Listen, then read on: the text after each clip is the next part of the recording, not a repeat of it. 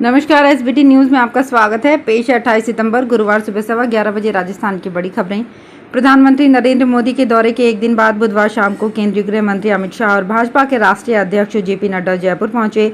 हवाई अड्डे पर राजस्थान भारतीय जनता पार्टी के अध्यक्ष सीपी जोशी, विधानसभा में नेता प्रतिपक्ष राजेंद्र राठौड़ सहित पार्टी के कई नेताओं ने शाह और नड्डा का स्वागत किया। अमित शाह, जेपी नड्डा और बीएल संतोष की अध्यक्षता में कोर कमेटी की बैठक एक निजी होटल में हुई। हालांकि बैठक पहले पार्टी मुख्यालय में प्रस्तावित थी, लेकिन बाद में इसे बदल दिया गया। सूत्रों के अनुसार बैठक में संभावित उम्मीदवारों के नाम और जीत की रणनीति पर मंथन हुआ। साथ ही बैठक में चुनाव प्रबंधन कार्यक्रम पर भी मंथन हुआ। परिवर्तन यात्रा की समीक्षा भी की। चर्चा है कि भाजपा की पहली सूची श्राद्ध से पहले आ सकती है।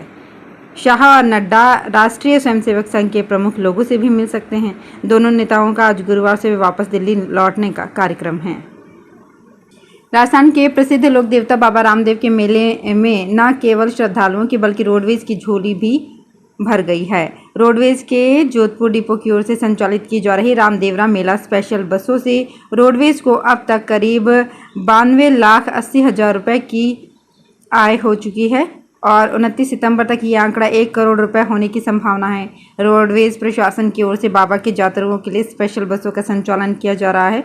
रोडवेज की ओर से मेला स्पेशल बसों का 10 सितंबर से शुरू कर दी गई है, जो 29 सितंबर तक चलेगी। राज्य सरकार के आदेशानुसार प्रदेश के सभी प्रमुख मेलों के दौरान यात्रियों को 50% रियायत के साथ यात्रा करने का प्रावधान किया गया है। रिलायंस फाउंडेशन की नीता अंबानी को रोटरी क्लब ऑफ बॉम्बे से सिटीजन ऑफ मुंबई अवार्ड 2023-24 मिला।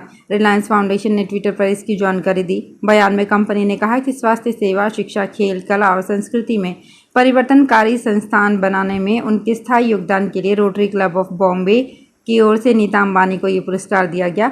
सम्मान मिलने के बाद नीता अंबानी ने कहा, मैं रोटरी क्लब ऑफ बॉम्बे के हमारे शहर और समुदाय के प्रति अपार योगदान के लिए पूरी विनम्रता और बेहतरीन प्रशासन के साथ इस पुरस्कार को स्वीकार करती हूं। उन्होंने आगे कहा, मेरे परिवार का रोटरी के साथ जुड़ाव दशकों से है। उस समय से जब मेरे ससुर धीरूभाई अंबानी 1969 में मानद रोटेरियन बने, उसके बाद 2003 में मुकेश मानद रोटेरियन बने। बॉम्बे हाईकोर्ट ने बुधवार को आकाशा एयर को 5 पायलट्स के खिलाफ मामला आगे बढ़ाने की इजाज़त दी। आकाशा ने बिना नोटिस एयरलाइन छोड़ने वाले पायलट्स के खिलाफ मुकदमा दायर किया है। हर एक पायलट से अनुबंध के उल्लंघन के लिए 18 लाख रुपए और अचानक इस्तीफे के कारण हुए फाइनेंशियल और रेपुटेशनल डैमेज के लिए 21 करोड़ रुपए मांगे हैं। बॉम्बे हाईकोर्ट ने सोमवार को आकाशा के पायलट्स की याचिका पर अपना आदेश सुरक्षित रख लिया था। हांगजू में जारी एशियन गेम्स में पंजाब के 3 खिलाड़ियों ने पदक झटक कर देश और राज्य का नाम रोशन किया, जबकि पंजाब के निशानेबाज सिफत कौर समरा ने आज एक गोल्ड और सिल्वर मेडल भारत की झोली में डाला। पुरुषों के स्किट मुकाबले में पंजाब के अंगद वीर सिंह बाजवा और गुरजोत सिंह खंदूड़ा ने कांस्य पदक अपने नाम किया।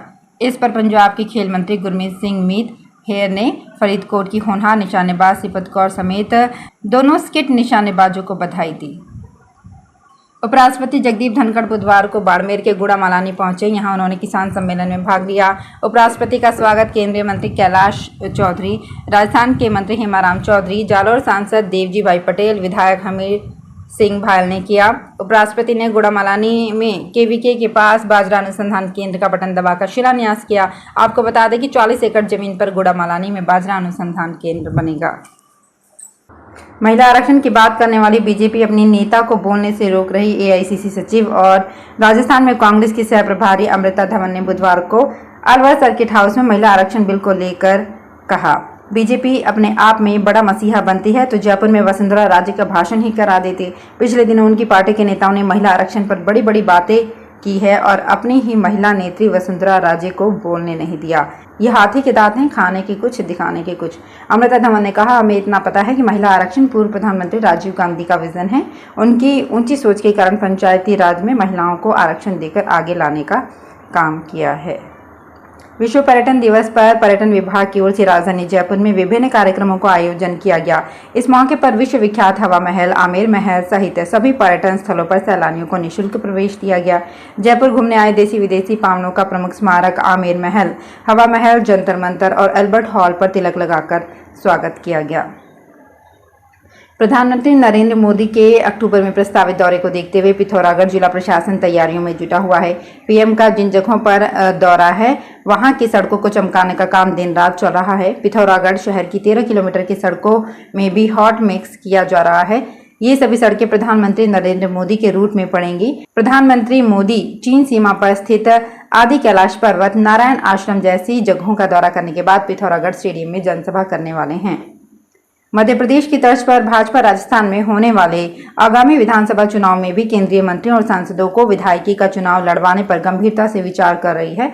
जयपुर से विचार विमर्श कर लौटने के बाद राजस्थान के उम्मीदवारों के नामों पर विचार विमर्श करने के लिए पार्टी जल्द ही अपने केंद्रीय चुनाव समिति की बैठक बुलाएगी और बैठक में लिए गए अंतिम फैसले के आधार पर पार्टी जल्द ही राजस्थान के लिए अपने उम्मीदवारों की पहली लिस्ट जारी कर सकती है। उच्चतम न्यायालय ने आंध्र प्रदेश में कौशल विकास केंद्रों की स्थापना में कथित घोटाले से संबंधित मामले में पूर्व मुख्यमंत्री एम चंद्रबाबू नायडू की पुलिस हिरासत के खिलाफ उनकी याचिका पर तत्काल विचार करने से इनकार कर दिया, लेकिन मुकदमा रद्द करने की गुहार पर विचार के लिए सहमति व्यक्त की। मुख्य न्यायाधीश डीवाई चंद्रचूड़ की अध्यक्षता वाली पीठ ने संबंधित पक्षों की दलीलें सुनने के बाद यह आदेश पारित किया। अभिनव लोकतंत्र पार्टी राजस्थान में आगामी विधानसभा चुनाव में राज्य की पूरी 200 विधानसभा सीटों पर चुनाव लड़ने का ऐलान किया है। एएलपी के संरक्षक जयवीर सिंह चौहान एवं पार्टी सुप्रीमो लाखन सिंह लिखानी ने बुधवार को यहां मीडिया से बातचीत में बताया कि उनकी पार्टी विधानसभा चुनाव में सभी सीटों पर अपने उम्मीदवार उतारेगी। केरल के कारीपुर इंटरनेशनल एयरपोर्ट से दुबई जाने वाली एयर इंडिया एक्सप्रेस की फ्लाइट को उड़ान भरने के लगभग 1 घंटे बाद कन्नूर डाइवर्ट कर दिया गया। पायलट ने प्लेन के कार्गो होल्ड में आग की चेतावनी वाली लाइट देखी थी।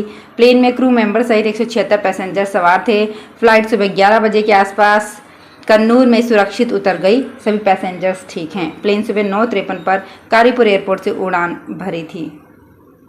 राजस्थान के कोटा उत्तर विधानसभा क्षेत्र में भारतीय जनता पार्टी का मातृशक्ति संगम 17 अक्टूबर को आयोजित होगा। इसमें बड़ी संख्या में महिला कार्यकर्ता शामिल होंगी।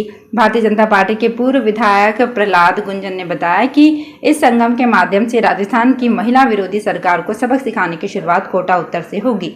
गुंजन ने कहा, प्रधानमंत्री मोदी के प्रयासों से 20 साल से अटका महिला आरक्षण बिल संसद में पारित हुआ है। भारत सरकार के सूचना और प्रसारण मंत्रालय के पत्र सूचना कार्यालय जयपुर की ओर से करौली के एक होटल में क्षेत्रीय मीडिया कार्यशाला और मीटिंग का आयोजन किया गया। इस दौरान कार्यशाला में करौली धौलपुर सांसद डॉक्टर मनोज राजौरिया वर्चुअल रूप से मौजूद रहे। कार्यशाला का शुभारंभ एडीएम निशु कुमार अग्निहोत्री ने किया। कार्यशाला में जिला मुख्यालय सहित जिले के अन्य कस्बों और गाँव के मीडिया कर्मियों ने भाग लिया। मीटिंग का उद्देश्य क्षेत्रीय मीडिया के बढ़ते प्रभाव के मद्देनजर जिला और ग्रामीण स्तर पर काम कर रहे पत्रकारों को केंद्र और राज्य सरकार की योजनाओं तथा समसामयिक विषयों की पूरी जानकारी देना है, जिससे वे सरकार की योजनाओं की जानकारी आमजन को दें और लोगों को जागरूक करें। तो फिलहाल इस बुलेटिन में इतना ही। फिर हाजिर होंगे कुछ और बड़ी खबरों के साथ। अगर आप भी अपने आसपास की छोटी बड़ी और महत्वपूर्ण खबरों से अपडेट रहना चाहते हैं तो सब्सक्राइब कीजिए हमारे चैनल एसपीटी न्यूज को और प्रेस कीजिए बेल आइकन पर।